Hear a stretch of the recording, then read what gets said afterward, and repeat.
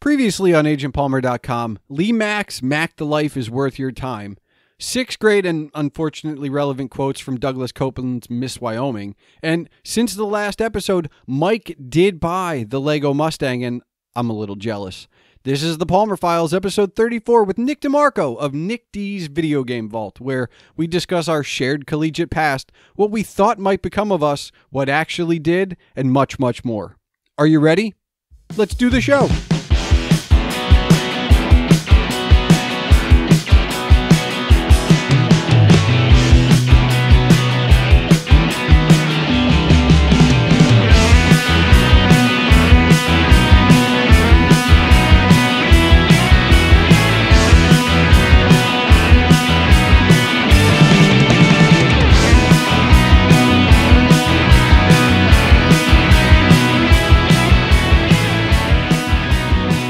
Hello and welcome to the Palmer Files. I'm your host, Jason Stershik, also known as Agent Palmer, and on this 34th episode is Nick DeMarco, who I know from way back when as that guy who happened to be in a lot of my classes in college, but who now owns his own business, Nick D's Video Game Vault. I invited my old friend because I wanted to know more of the story about how he went from having certain aspirations in college to owning his own business, and I thought that such a story would be worthy of sharing with you, my audience. What you are about to hear is mainly the origin story of Nick D's Video Game Vault, but it also happens to coexist in a storyline that includes personal evolution, which we chronicle along the way. Now, I will warn you that we are vague with some pronouns and places, but it's just because some of those wounds are still a little tender, even after the distance of time. But we did both attend Keystone College, which is where the story starts once it gets going. Before we get it going, remember that if you want to discuss this episode as you listen or after, you can tweet me at Agent Palmer, the show at The Palmer Files. Nick isn't on Twitter, but you can find his shop on Facebook at facebook.com/Nick D's Video Game Vault, or just search Nick D's Video Game Vault. And you can also find him on Instagram at Nick DSVGV, which stands for Nick D's Video Game Vault. You can see all of my writings and rantings on agentpalmer.com, and of course, email can be sent to the show at thepalmerfiles@gmail.com. So without further ado, let's press play.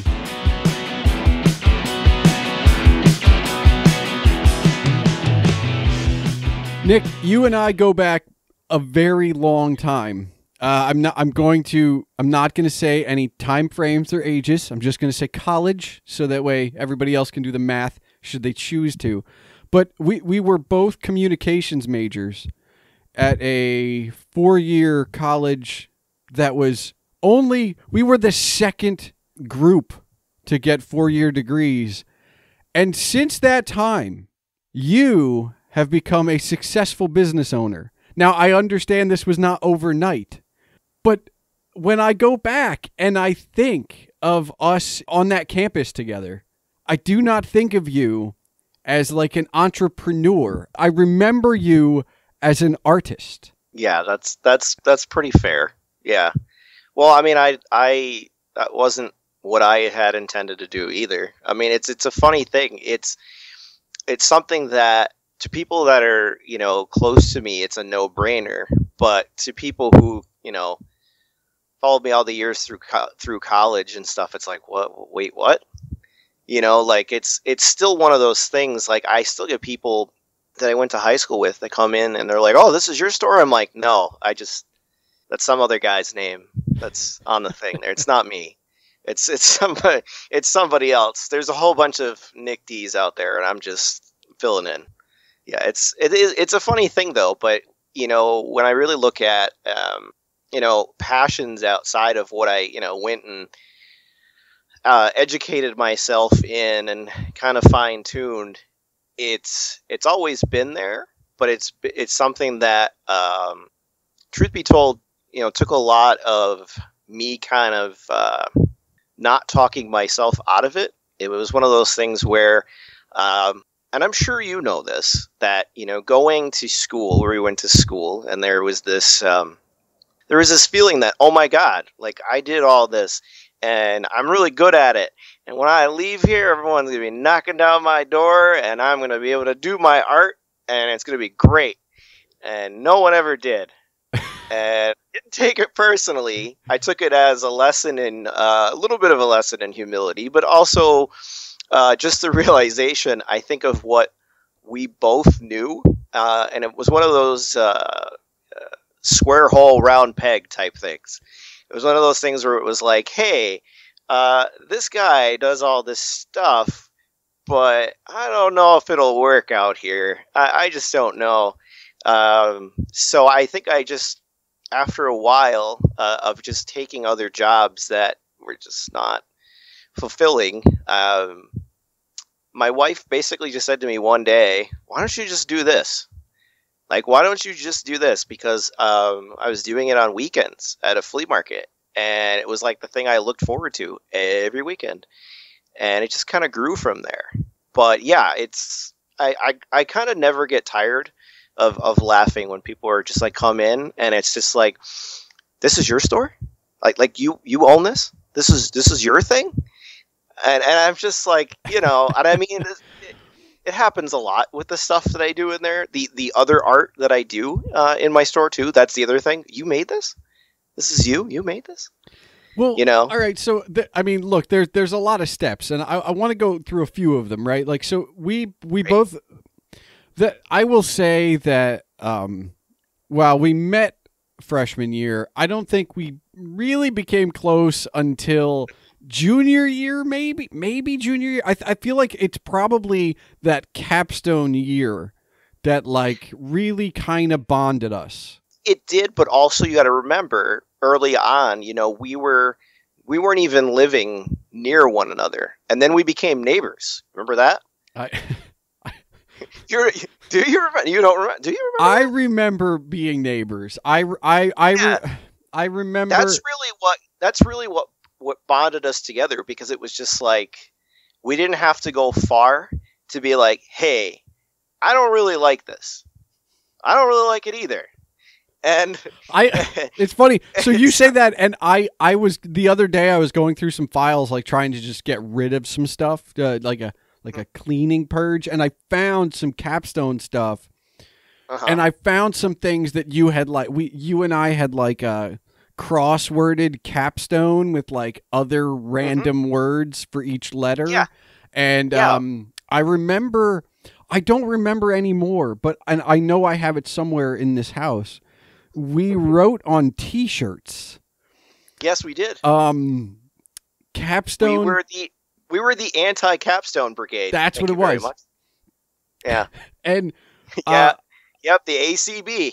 And what's interesting about that is I didn't I completely forgot a lot of this stuff, but looking through that capstone stuff, like I remember you were always there, right? Because we all got separated by what our capstones were, and ours were in similar we were in the creative medium space, right? Yeah, which basically in that aspect, it was like we were kind of the redheaded stepchildren, because it was like I felt like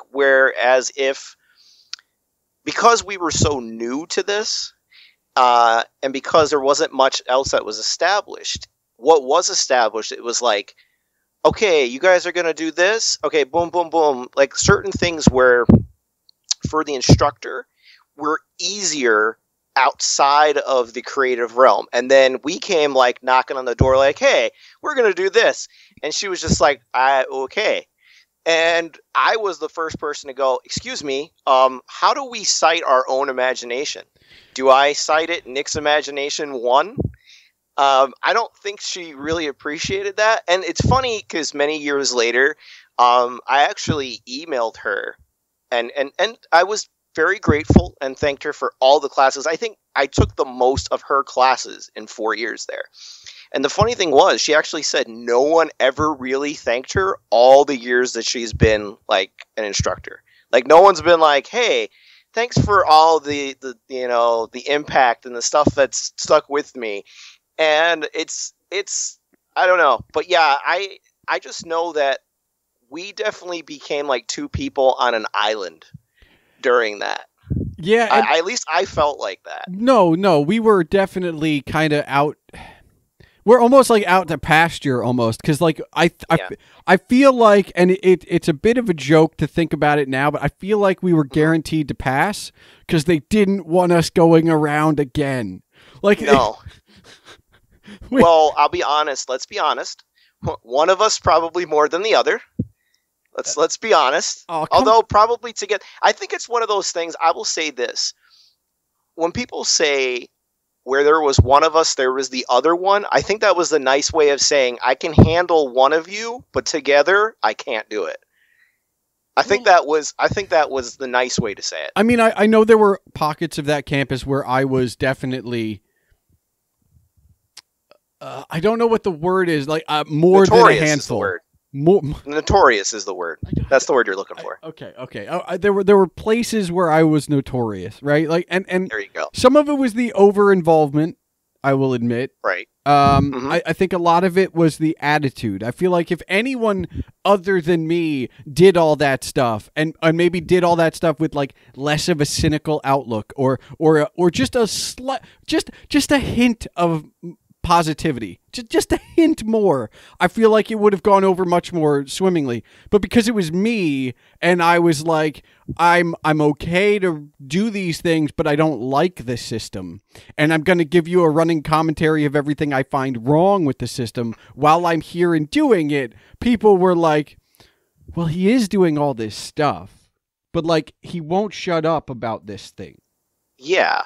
Well, I mean, that's pretty much the way. And the thing about it is, still to this day, with certain people up there, that is how we are fondly remembered. I can't imagine we're still remembered. It's been long enough. Oh, we are. Oh, don't. This is somebody who's gone to just about every homecoming since we've left. And trust me, we are remembered. I don't want to use the word fondly because I don't know if that's true. Certain people, maybe, but other people, not so much. Okay. But I do know that the two of us, we got our degrees and we went out into the world. And for a while, we both were in retail, which was not what we went to school for at all. No, it wasn't. I mean, I just know for me it was just, and to be truth be told, like I didn't want to succumb to the typical sort of jaded northeastern Pennsylvania outlook on things, which was, oh, you went to school to write. What are you going to do with that around here? There are no jobs for that around here. Like every place around here that you want to get into, people either stay there until they retire or die. What are you going to do? And I, truth be told, left there with the idea of, I couldn't see the, I guess, big fish, little pond thing versus out there in the stratosphere, sort of. And I knocked on so many doors and had the same answer, and the answer just it didn't make me agitated, it just made me laugh. And that was, well, you don't have enough experience. Well, I'm here because I want experience. Yeah, but you don't have any. Well, that's why I'm here, to get experience. And the people telling me that were people wearing like Tabasco bottle ties, and were like probably in their mid to late 50s, early 60s, and had been working at these places for like 20 years. So it was easy for them to be like, And then the second thing I realized is that in this area, there's a penchant for, okay, we're a newspaper or we're a magazine or whatever, and we could get someone who lives around here to be brutally honest about the area, or we can hire someone from out of the area who has never seen it and paint it like it's so rosy and so great and so wonderful. And they 9 times out of 10 chose the latter. So I had all those doors shut on me, and for a little bit it was rough. But I never stopped doing it. The avenue I wanted to take was just wasn't available to me. All right, so I'm sure we will come back to this at some point. But like, I know that you and I did an entire episode on my anxiety issues, but you and I went through very different things, Mm-hmm. but still we can put it under the umbrella of mental health. And we both, I feel like at that point I was only getting secondhand information. Like I would ask about you when I would be in the area, but I don't necessarily think I saw you, save for more than one or two times within a certain period. And Yeah. I know that we both kind of went through it very differently. But we're both on the other side. But during that time, I finally got a professional job, and you, for whatever reason, and if we had been more communicative at the time, I would have been like, what the hell are you doing? You went back and got you were like, no, I'm going to get more education. And I was like, because I remember asking someone, how's Nick? And they're like, oh, he went back to school. And I was like, why? So Nick, why? So how long have you been waiting to ask me that question? Years? All right. So I'll say this. So I was in part raised by a very witty, charming, wonderful storyteller. So my father was kind of where I get my wit from, kind of get my storytelling from. And my father always had the belief system that if a door didn't open, you found a way to open it. And so my father had the belief system of, well, you went to this school. All four of my children went to the school, and I don't have a building named after me. He literally always said that. He wanted to talk to the president and ask where the building was that was going to have his name on it. But so I just kind of was like, okay. And I ended up going to Marywood, which, to be honest, I know a lot of people who really, really love Marywood. I know that after I left, which is kind of a reoccurring theme with me when I leave colleges, I leave and they're like, hey, we're going to do all this cool stuff. We're going to build this and we're going to do that. So when I went to Marywood and I went there for communication arts, I sat down in front of a guy that actually looked a lot like our old American lit teacher, Dr. Huff. And he asked me, he said, well, what do you want to do? And I said, well, this is what I want to do. And he said, well, don't you want to get into television or radio and the technical aspect of it? And I'm like, no. And Marywood at the time was just kind of they had no track for someone like me. So they threw all these courses at me that were absurd. If you remember, I got help from you on a graphic design course that I was taking that I knew nothing about. Yep. Nothing. And the only thing I remember about that class is the guy who taught it was named Scott Weiland. So I always thought of Stone Temple Pilots. But other than that, I knew nothing. I took a comm law class there, and it was the most boring class I'd ever taken in my life. And on top of it, I had to get, because of a lot of the mental health stuff that I was dealing with, I had to get extensions on a lot of stuff and ended up graduating a little bit later. Marywood's like, well, are you going to get your diploma in January? And I'm like, nah, I'm good. You could just, I'm not going to go to a ceremony. I'll be fine. Well, we're still going to charge you $250 anyway. So my diploma was on ransom forever until one day my father goes, how much is it to get your diploma out of ransom? I'm like, $250. He goes, let's go. Just let's go.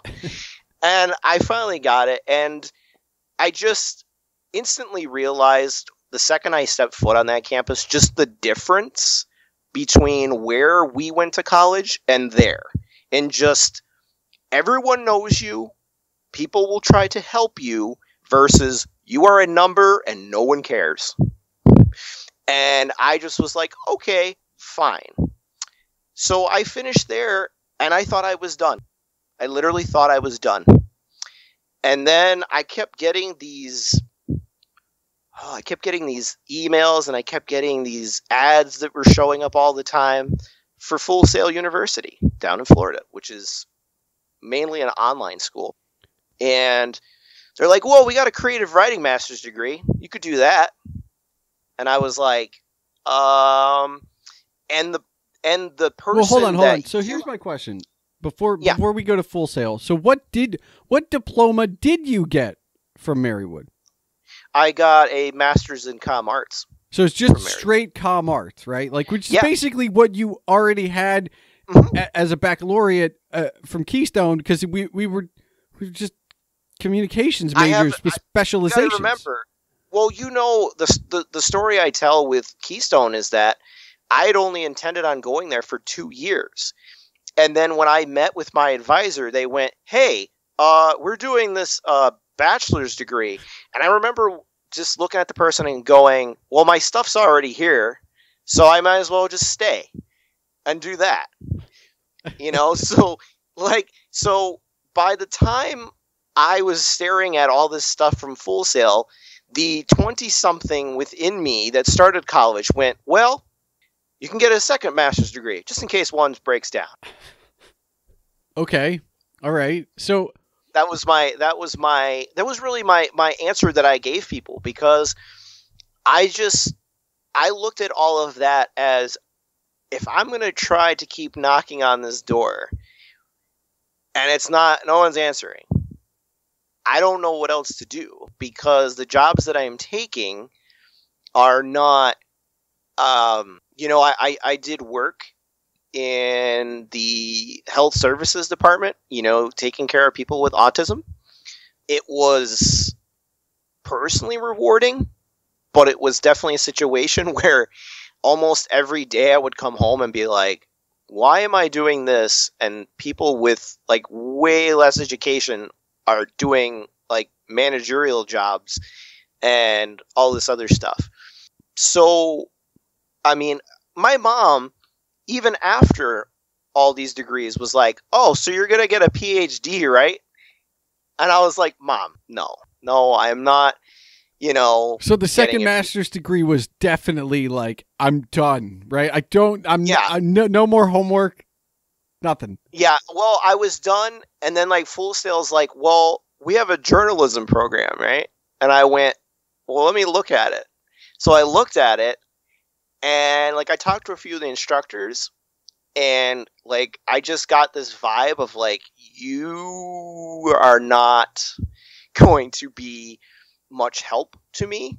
I also know that because of when I was really taught journalism, my mindset and how I do things is very old school. And this is like journalism and like social media and like the internet. And I'm like, But here's so I will go backwards then to go forwards. I wrote more hard news pieces than anyone else when we were on campus.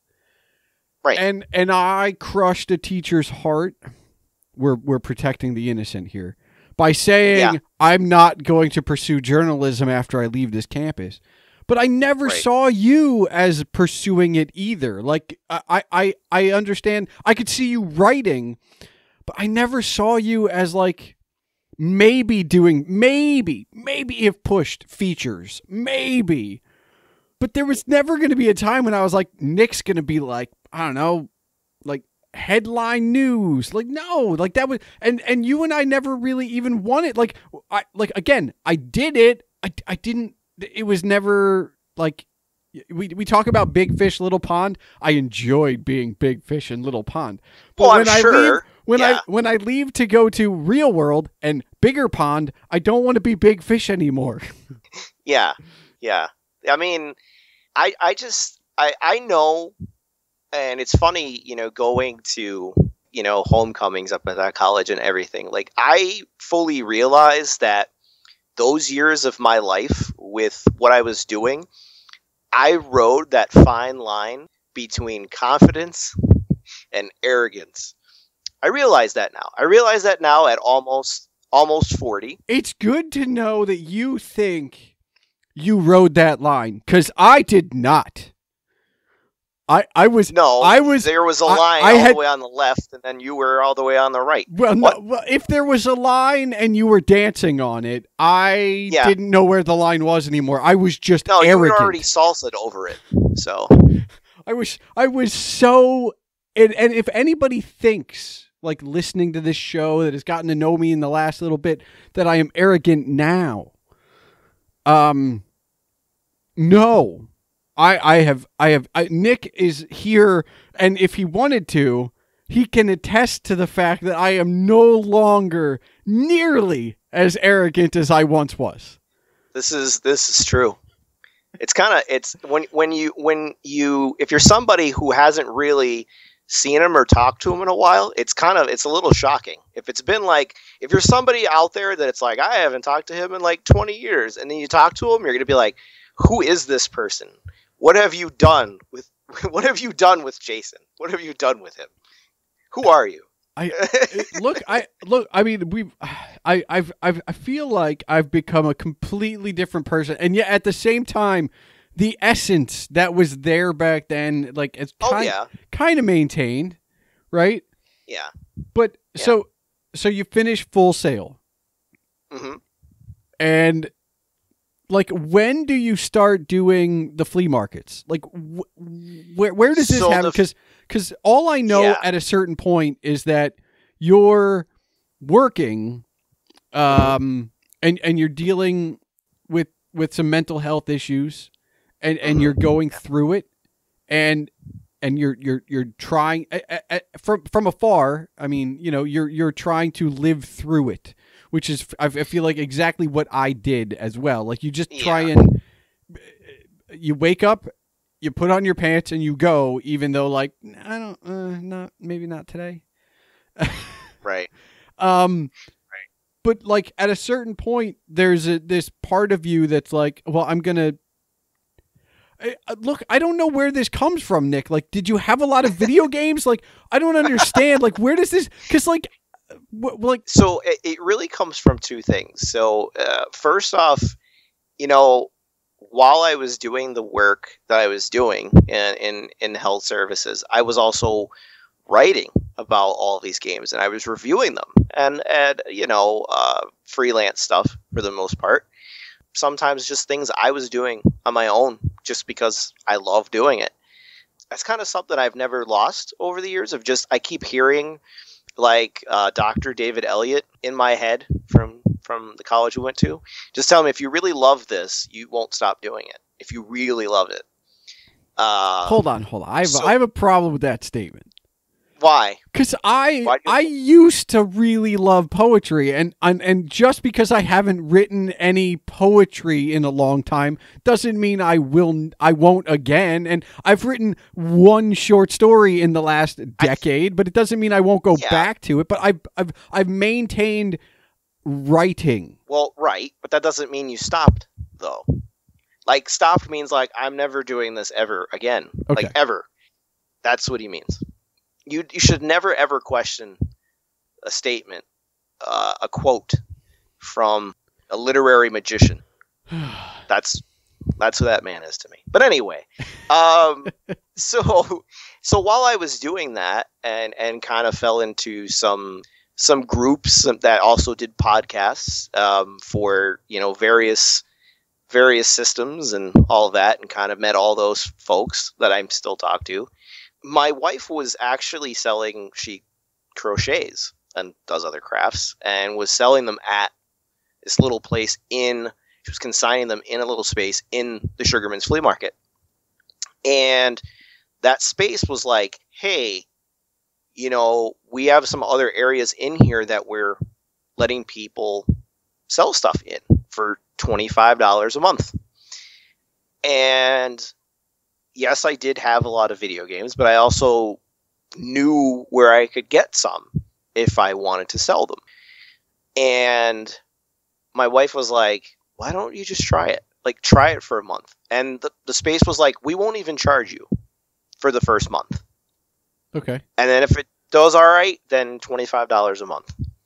And I did it. And the thing about it was, I realized very quickly and it's something that hasn't changed, is that there's not a lot of options for people in the area to get the stuff that I sell. On top of that, at a reasonable, not, I like to always use the term, in a sane price. There's really not. And I remember when I actually, true story, when I moved in there and started selling in there, there was a gentleman who had been there forever selling in the front. He tried to buy me out. He didn't want me there. So, and I was so I knew I was on to something pretty quickly, of just providing something that wasn't there. I never looked at it as I'm going to try to compete with any of these other stores. I still don't. I just always looked at it as I live in an area. I always tell people I have friends, colleagues that live in Texas and in Florida, for example, and how here in northeastern Pennsylvania, there's churches and bars over every corner. In those states, there's video game stores on every corner because it's such a big thing down there. So here, there's really not. And in the almost 8 years that I've done this, there's been even less places. There's places that have closed in that time. So, yeah, but that's where it started. All right, so it starts at a stall at the Sugarman's Flea Market, but that's obviously not where it ends. So obviously, your wife is like, "How about you do this?" But obviously, a suggestion of "How about you do this" is very different than actually doing this. So, like, and look, I've never known you to be, we'll call it impulsive necessarily, right? Like, so I want to know, I'm going to do this. Like, is it weeks? Is it months? Like, how long does it take you to start going, all right, I need to find a permanent space? Well, I mean, yeah, I knew from, so Small Business Weekend every year, we have a sale, and I've been doing it since I started. So having all these people coming in, this tiny space to start, I knew I had to do something different. That turned into a space of my own at Sugarman's, which was at a booth that used to be, it used to sell, I think, hair supplies and stuff. So it was like purple. The walls were purple. And my wife was like, "Do you want to color them?" I'm like, "Nah, I don't want to change the color. It's fine. It'll make everything pop in here." So and it was one of the few places that actually had a door and like a window, so like I could display stuff, and it went there. And then just in that little bit of time, it was like, we're gonna have to think of something. And to be truthful, this was what was this, like 2016, 2017, where, to be honest, nobody knew what the future of the flea market at Sugarman's was going to be. Nobody knew somebody else was going to buy the building and keep it a flea market in the one area there. It's a huge building. So not knowing that future, I started looking for my own brick and mortar store. I'd like to just, also toss in here, because you said, I never known you to be impulsive. I'm not impulsive. However, I am married to someone who knows when something kind of tugs at me, and I have the tendency of being like my own worst critic, and I'll try to talk myself out of it. And she's right there to go, well, I'll be there going, what happens if it fails? And she'll be right there to say, well, what'll happen if it doesn't?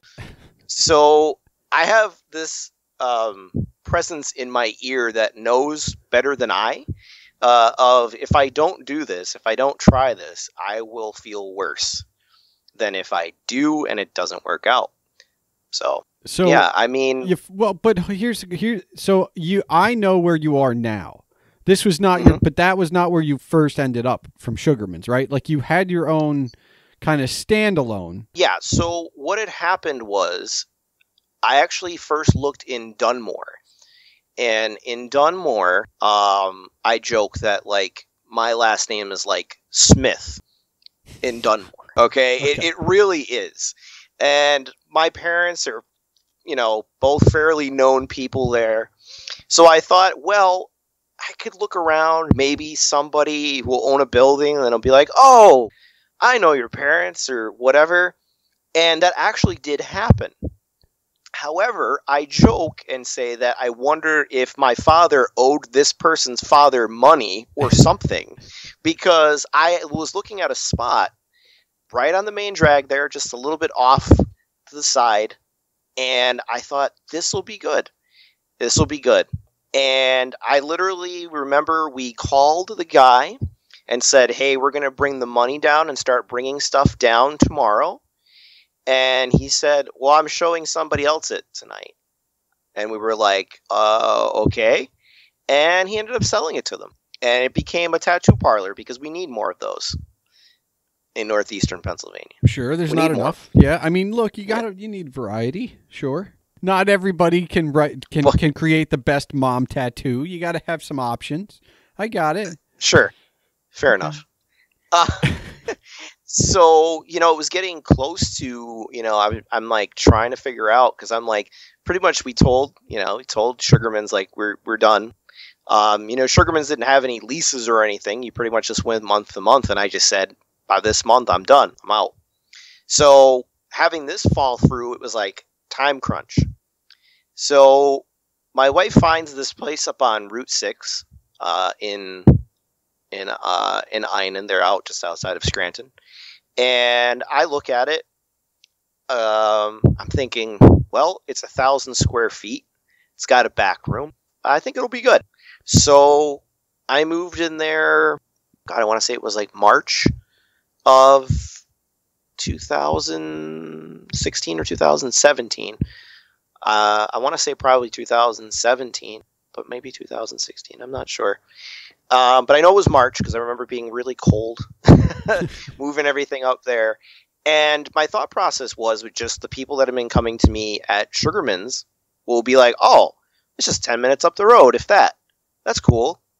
The sad part was it didn't take long for foot traffic to just completely come to a screeching halt up there. And pretty much, other than when I was doing sales, it was really slow. Like, I had days where I made nothing. I made absolutely nothing. And throughout this time, I had someone pretty much in my ear every so many months. You should come to Steamtown. You should come to Steamtown. They have spots. They're looking for people. They're trying to get people in here. And I kind of like shook it off because I kept hearing horror stories of, the rent is really high and that place is dying out and you don't want to have anything to do with that. And maybe they'll get you in there, but then they'll mess with you with rent and everything and you'll be back to square one. You don't want to do that. So real quick though. Yeah. I want to ask take a stroll to Nick's mental state because you're doing this. This is now your full-time gig. How are you getting through these zero sale, like very little foot traffic days? Because this is now what you're doing. I mean, it's really hard for me, truthfully, sometimes not to take things so personally. And I'll be honest, like there were definitely times where I was like, gosh, I may not be trying to compete with these other stores, but like we're not doing anything. Like I'm not making, like I basically always said, I'm not trying to compete with these other places. I'm just trying to give people another option. But there were definitely times where I felt like that didn't matter to people in the area. It was, just having the things that people wanted when they wanted them. That's another thing, is that with my business, there's very little buying this stuff online. There's very little, like, I don't have a supplier. Like, I go out and find this stuff. It's brought into me. I buy it. That's the way it goes. So there is no like, hey, when are you ever going to have this 30-year-old thing in? that I just realized one day that I want. And it's like, will you have it tomorrow? Maybe. Maybe I might. Okay. But I don't know that for sure. So I think, I mean, it affected me to a point, but I know that, I was fortunate enough that during this time, I made a lot of decisions with my mental health. I found out a lot of things that I kind of faithfully adhered to that were actually making me worse over the years. So I was in a better overall place to kind of deal with this stuff. Obviously, I definitely had moments where I was very, very down about it. I don't think I was ever at the point where I may have been like, well, I'm frustrated and I don't want to do this anymore. But I never meant it. I was just like, I'm so agitated, I don't know what to do. Why isn't this working out? Okay. But I think I realized, though, in retrospect, just how fast things were actually growing. And that a lot of the places I was at, I grew out of like a lot quicker than I thought I did. And I made a decision based on, the last place I was. Like, oh, well, if I go 10 minutes up the road, everybody who's coming to me every Saturday and Sunday is going to come up here. No, that didn't happen. And also, no offense to those wonderful people, but other than the ones that have followed me throughout the entire time, I had a store in an area that there was very little around it. The people in the area weren't necessarily people who had like, hey, I have $500 laying around. I don't know what to do with it. I'm going to buy a whole bunch of video games. I wasn't in an area where there were people like that. Okay.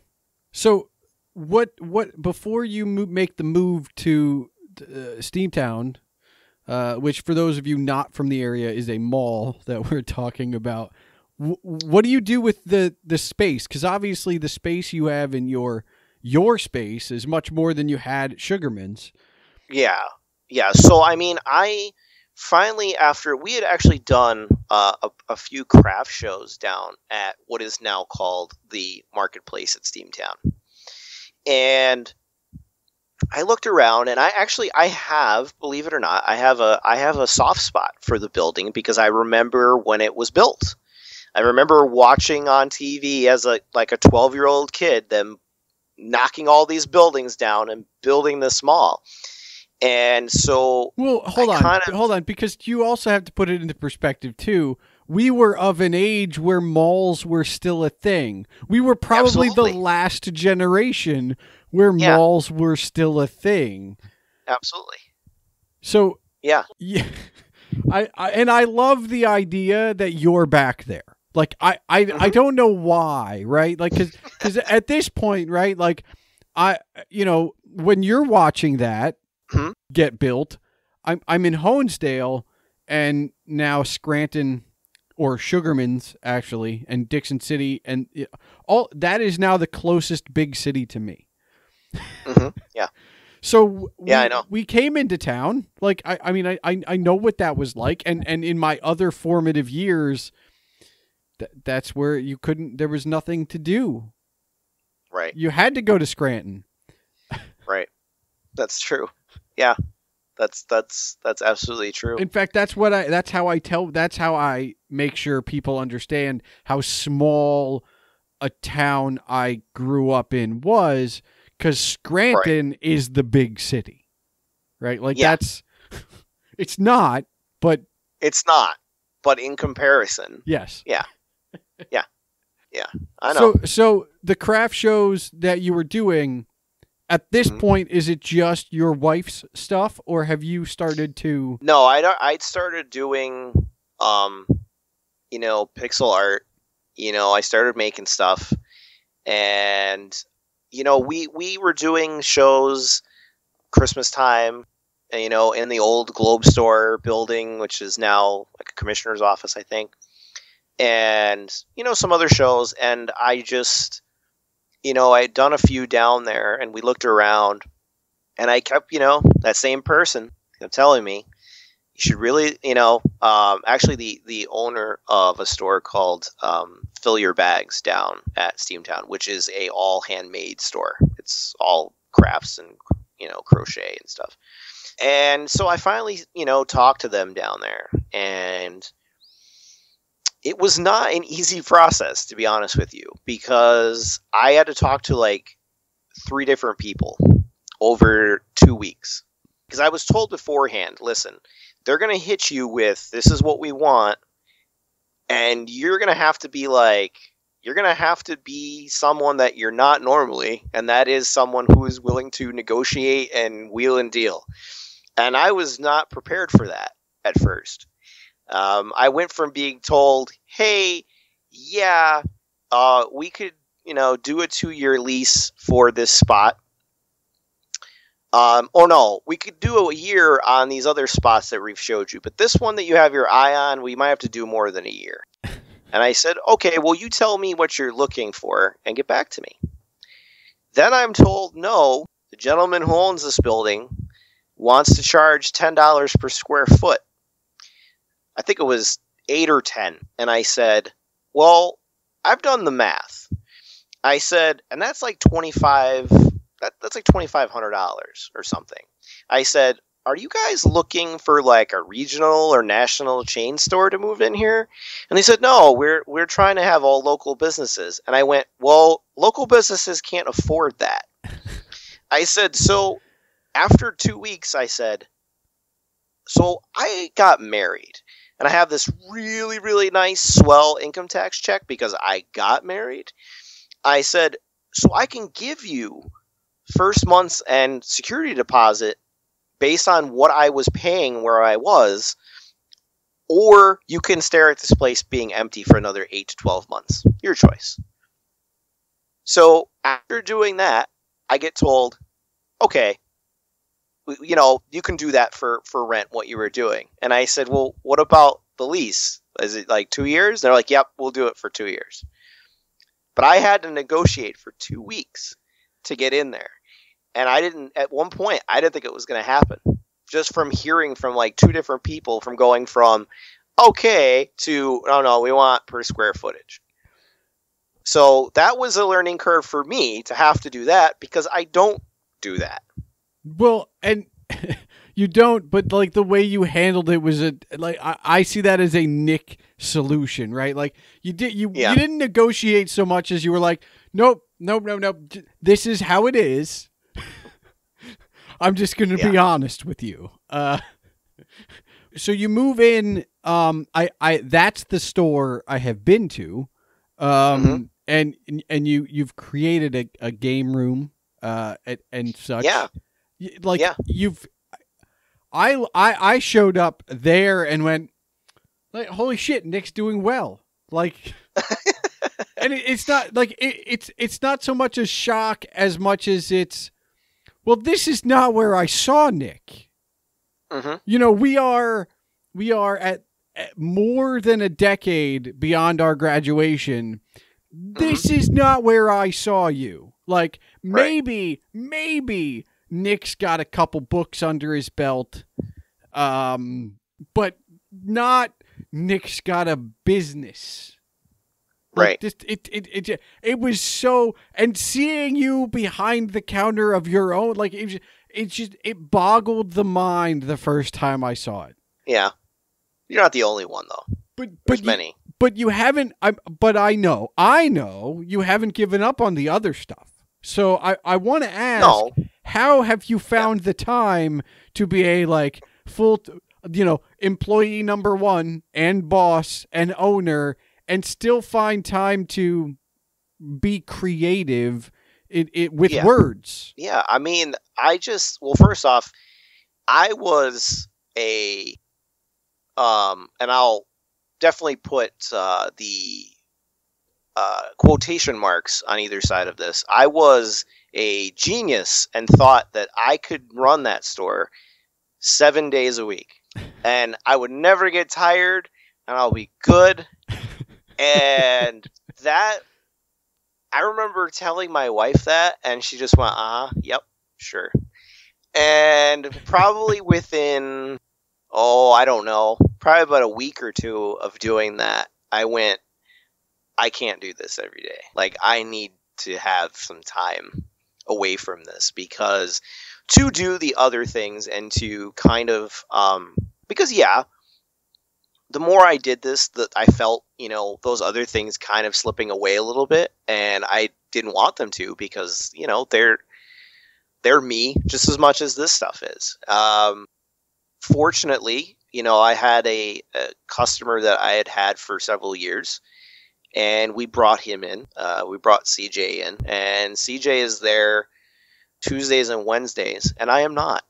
I am home. I am away from all of that, and I've managed to, get ebooks out there into the stratosphere, some poetry books. I'm working on kind of a memoir of, of the mental health stuff, and also just kind of how meditation and kind of a more holistic approach to things have kind of helped me. So I'm working on that, and a collection of short stories. So I'm still doing the stuff. I'm still chugging away at it, because I knew I needed to do that, because I could never turn all that other stuff off. I could never say, and truth be told, I had a hard time coming to terms with the fact of, like, hey, is it, like, totally cool if I'm, like, if I feel good about doing all these things, or should I only do this one thing and just forget about the rest of it? But I just couldn't, I don't think deep down, I don't think I ever could do that. So I had to come to terms with the fact of, like, hey, you're never going to stop being all of these things, and you need to make time to do these other things, or else you're going to be miserable doing this one thing. Because as my wife and other people who have worked with me at my store, there are definitely times where I have been not so pleasant, because I'm tired, or as they can both attest, around this time of year when our sale is rolling around, I'm like a nervous wreck, because I want everything to be absolutely perfect. So well, and so I mean, no, as one of the guys who knows your process, mm-hmm. You do want things to be perfect, and right. and I've also been a guy I haven't run my own store, but, like, I've been a part of retail. Perfect is really hard in retail. You have got to be, like, you have got to be able to give up a little of something in order for these things to happen. Right. I mean, was it just Band-Aid? Like, because obviously, like, today's the sale. Like, you can't put any more days between you and the sale, or, like, okay, this thing is happening, it's done. Like, so has it been like that first year it was rip the Band-Aid off? It's not the way I want it. But the second year, has it gotten easier, I guess, is my question. Like, it's gotten easier in the sense that, like, I know and I understand my process with it to get prepared, or better prepared, earlier. I also know that I will not, and I've just come to accept that I will not stop stressing about it and having enough items for it until the day of. And then I'll be fine. I'll be like the most cheery, festive person there is. But until then, I'm always like, today I had to go and get some more stuff for it, because I look at what we have for it and I go, oh, well, this one particular category of things is, like, really strong, but over here we have next to nothing. and I got to try to even this out a little bit more, or else I'm going to hyperventilate. So have you been able to turn this around Yeah. on your creative pursuits and be like, okay, it doesn't have to be as perfect. I just need to be prepared, because I hear you, but then I go, yeah, but if I put him in front of a computer or like a typewriter or gave him a pen and a pad of paper, he would still be scribbling, being like, nope, I have to add a syllable to this, and the rhyme scheme on this is like, so have you been able to take that approach of what you've learned from the store and like apply it to other parts of your life, or are you still okay? No, I have, because the thing about it is I've come to realize, and I do think, without getting too deep into it, I know that I know my mind is like this 250 mile an hour like tornado that just doesn't stop. So with what I've been doing over the last like 2 years with meditation, with things of that nature, it has slowed things down to the point where I can say, okay, the person who would normally do this would be like, this isn't good, and this is crap, and I got to start over.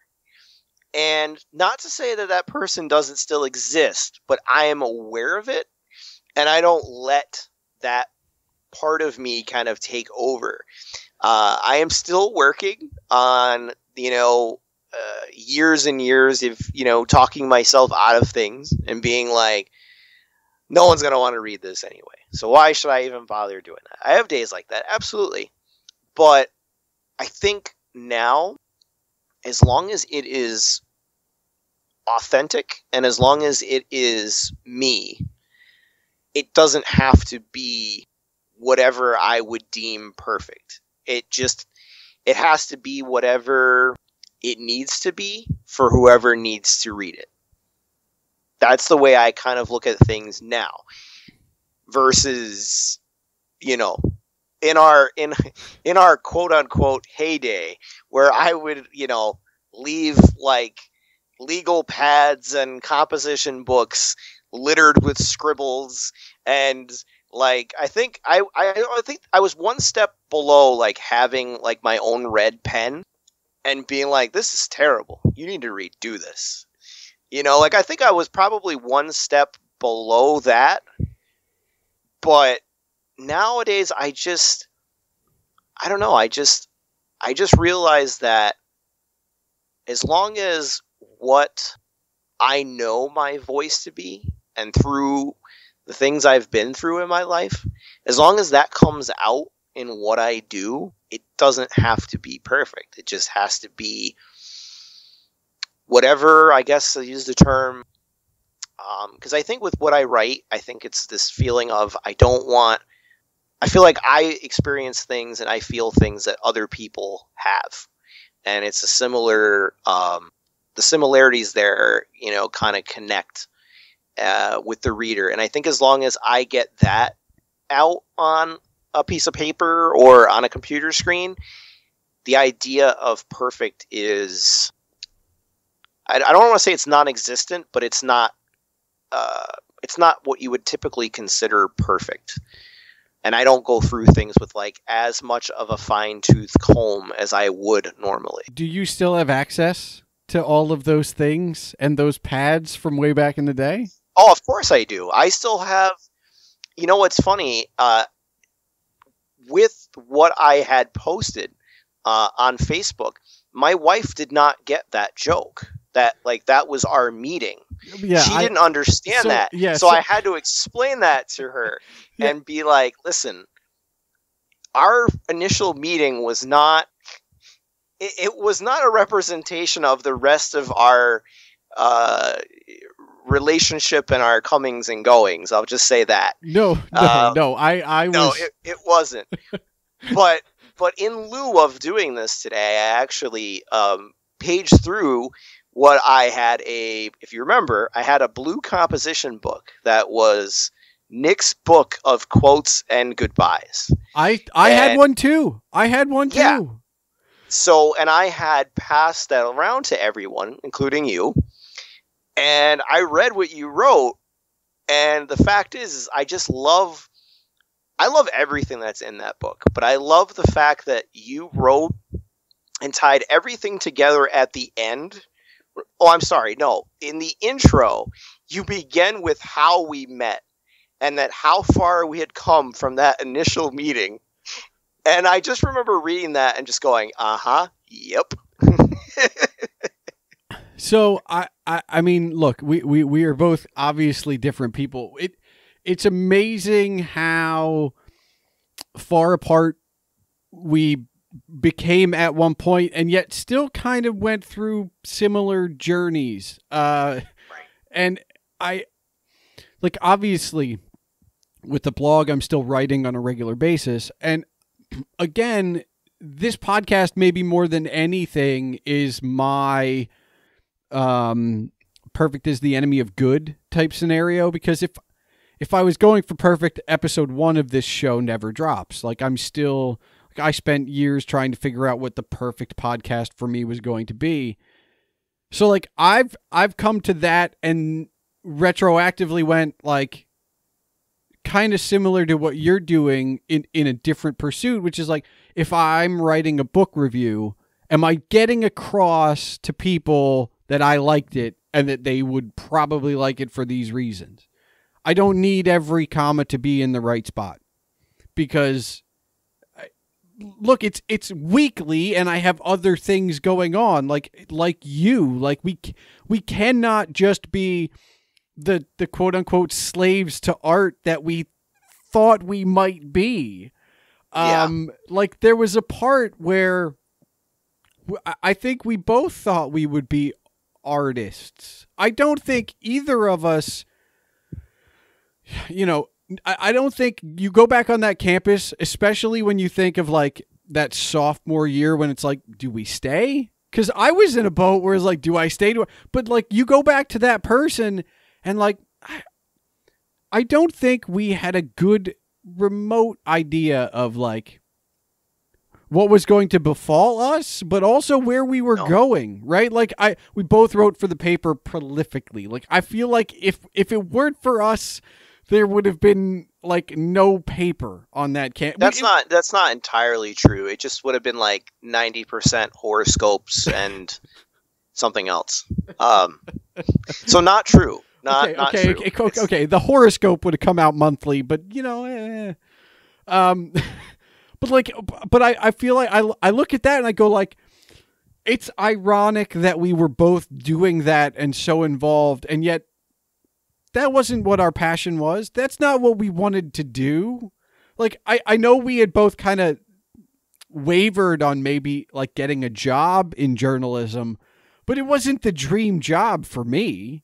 Well, no. And I don't want to say necessarily that, straight up, journalism was what was my job to be. I just know that I look at writing, this is true. Writing for me, when I first started it, was literally because I could not speak to the opposite sex. I couldn't talk. I couldn't talk. And I was just very, very, very shy. And then that just kind of took over to almost like anybody that I really didn't know that well. I just couldn't talk. So writing became like, this is the only way I know how to communicate and communicate confidently. And what had ended up happening over time is I realized that I was really, really good at telling stories. And I was really, really good at getting my point across. I was someone that, for as shy as I was, when I spoke about things that were important to me and I wrote about them, I wrote with the same conviction that I would often speak. So I don't think I ever said, yeah, I want to do like the headlines and the news. I definitely think at one point the idea of doing editorials was there for me. But the problem was I realized that just in being on campus, I realized that was like, okay, well, where I think I'm going to go after this, I think and I believe in my, 20-something self that someone's going to be out there and is going to want me to voice out my opinion because, hey, ever since I was a little kid, I just had this issue with systems. And I had this issue with, why are they broken? And the thing about it was, when we went to school there, that little kid got, threw a little bit out there, sprinkled a little bit out there. And the world went, hey now, you shouldn't be talking about this stuff. We don't want you doing this kind of stuff. And I actually, even though it made me nervous, the little kid inside of me that would often just like see a broken system but not do anything about it was like, oh man, look what you did. They're paying attention to you. And so I think I definitely thought that was there for me. But I think I also realized when I left there that even those jobs of just like, hey, I'm going to voice my opinion whether you want to hear it or not and get paid for it, there were none of those jobs there. Those were already filled by a whole bunch of former children who thought the system was broken and didn't say anything about it and then got older and did it and had already been doing it for like 10, 15, 20 years before me. And we're like, I'm not going to let somebody else do this. I've been doing it. So there was no room for the quote-unquote loose cannonball out there in the stratosphere. There was no room for me. So I just went, all right, well, I guess that's not going to work. I never saw you as a loose cannon. I saw me as the loose cannon. Right. Well, I think in certain cases, I think we were just... I truly believe in certain circles we were an entity within ourselves. But it didn't happen right away. There was that happened, but that happened at the end, right? Like there was. Oh yeah, it did. It did happen at the end. But what I'm saying is there. Even before that, though, there was definitely this feeling of there's not one without the other. If there is one, the other one is not far behind. Well, we did. And yeah, then, I will admit we did take a lot of classes together, which kind of helped that. But I also feel like it's you and I are like those stories, those kids' stories, where like the two protagonists are not together and they can't beat the demon until they are joined together, and we weren't truly together until that capstone year, and then the objective was graduate, and we won the game. Like the happy ending. Like, well, I mean, for that chapter, but happy ending, right? Right. Yeah. I mean, I'm hearing the end theme to Super Mario World in my head as you say that. The happy ending. That's great. It's fantastic.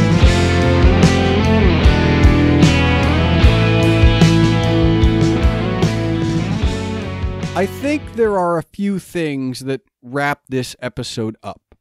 The first is that your journey to where you are may be as unexpected as Nick running a business instead of running an editorial column. What we set out to do or be isn't necessarily where we end up, and that isn't a bad thing. Nick is happy, and given the conversation that you just heard, he may be the happiest and healthiest I have ever known him to be. And again, where he is right now is not where he set out to be so many years ago when we were both in class together. I am actually very impressed by Nick's progression, his ability to understand his need for creative balance and his willingness to meditate, and that he has done it enough to understand that it does work to slow his mind down. Well, good for you, Nick. Nick's understanding of his own creative and personal evolutions is also something that I envy, because I do have a problem separating those things. to me or for me, they are so very intertwined.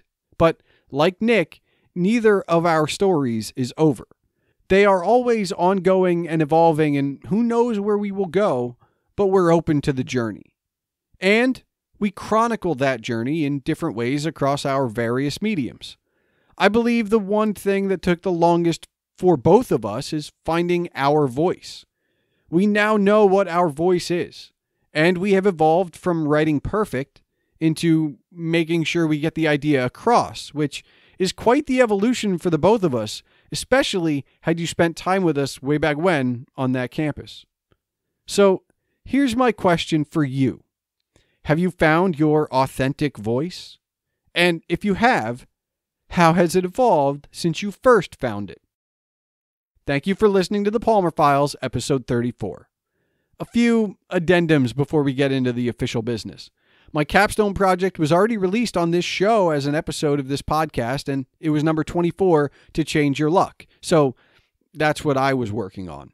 And Nick and I did talk about mental health, though only briefly, so I urge everyone interested in more of my story at least, or just more of a discussion on the topic, to check out episode 13, my anxiety conversation with Neil from Dark Angels and Pretty Freaks. And also, you can get Nick's books on Amazon. Links are available in the show notes. And now for the official business. The Palmer Files releases every 2 weeks on Tuesdays. If you're still listening, I encourage you to join the discussion. You can tweet me at Agent Palmer or the show at The Palmer Files. Nick still isn't on Twitter, but you can find his shop on Facebook. That's facebook.com/Nick D's Video Game Vault, or just search Nick D's Video Game Vault. That's D'(S) or DS in the URL. And you can also find him on Instagram at Nick D's VGV, which is Nick DS VGV. You can see all of my writings and rantings on agentpalmer.com. And of course, email can be sent to the show, thepalmerfiles@gmail.com, if you have any feedback on this or any previous episode, or if there's a topic or guest you'd like me to consider.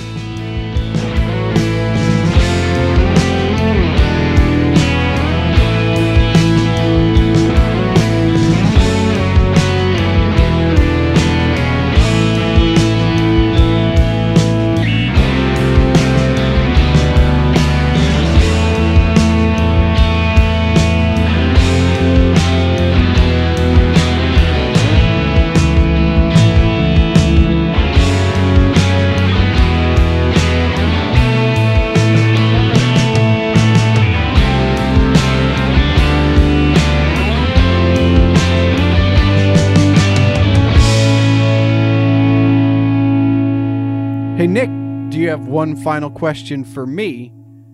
You know what? Actually, I do have a question. It is a burning question. So, one of my favorite stories that I always like to tell was the story of when you asked to go for breakfast with my roommate and I, because we always went for breakfast. And you said, "Hey guys, I want to go for breakfast with you." And we went, "Dude, you're not going to get up. You never get up. You're up really late." No. I'll be up. So my roommate and I went down to your room. You had your door cracked. We went in. You were out. You were sleeping. I tried to wake you up. He literally picked the bed up. Yep. And was slamming it. Were you awake for this? I just decided I wasn't getting up for breakfast, or what? No, I must have been passed out 70 years. I've heard you tell this story. I've heard him tell this story. I remember the aftermath. I remember, "Hey, dude, we tried to wake you up." I remember that part of it. I do not remember him picking up. I'm honestly surprised you still lived, because he picked that bed a couple feet into the air. Man. All right, but let's paint the picture real quick. This was like 8 o'clock in the morning. And yeah. There was a point after like sophomore year where I had one 9 a.m. class for the next 2 years. So like, I would stay up later and later and later. So I probably went to bed an hour before this. Yeah, after asking, like like the old school cartoons where there's like two like bigger dogs that go and do something, like they do one thing every day, and there's this little dog that's like, oh, come on guys, I want to go with you, come on guys, I want to go with you, it'll be great. And the two dogs are like, no, because you're not reliable, you're not going to be there, you're not going to show up. No guys, I'll be there, don't worry, I'll crack my door open, I'll be there. So we're just going to ignore that part. that this is what you wanted, this is what you asked for. I was tired. It was college. What do you want? I wanted him to come bring breakfast and just drop it right on you. Just drop all the eggs and everything. I can imagine you sitting at breakfast with him, just being like, "We're gonna dump some like coffee on his bed, right? Like something." Yeah.